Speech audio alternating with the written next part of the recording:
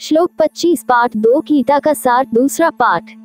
अव्यक्तोयम अचिन्त्योयम विकार्योयम उच्यते तस्मादेव विदित्वेन नानुशोचितुमर्हसि। यह आत्मा अव्यक्त है, यह आत्मा अचिंत्य है और यह आत्मा विकाररहित कहा जाता है।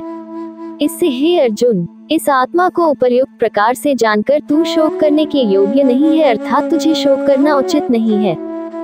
25 व्याख्या। इस श्लोक में भगवान श्री कृष्ण आत्मा की प्रकृति को स्पष्ट कर रहे हैं।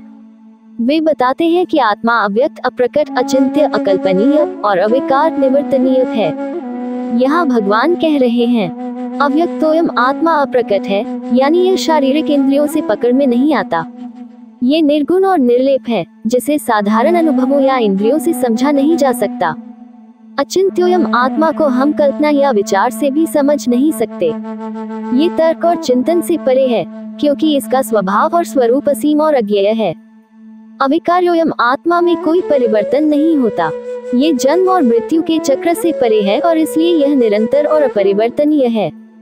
भगवान श्री कृष्ण इस श्लोक के माध्यम से अर्जुन को ये ज्ञान दे रहे हैं कि आत्मा के वास्तविक स्वभाव को जानकर ही हमें जीवन की घटनाओं और शारीरिक परिवर्तन पर दुख या चिंता नहीं करनी चाहिए।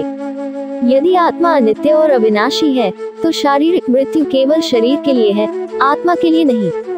इस ज्ञान को समझकर अर्जुन को युद्ध और जीवन की अन्य परिस्थितियों में शांति बनाए रखनी चाहिए।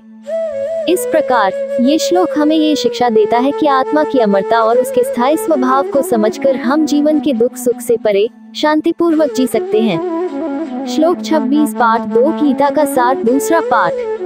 आच्यन नित्यजातम नित्यम वा मन्यसे मृतम तथापि त्वम महाबाहो न शोचितुमर्हसि।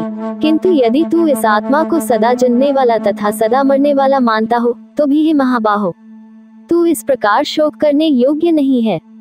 26 व्याख्या। इस श्लोक में भगवान श्री कृष्ण अर्जुन को यह समझा रहे हैं कि आत्मा अहम न तो जन्मती है और न ही मरती है।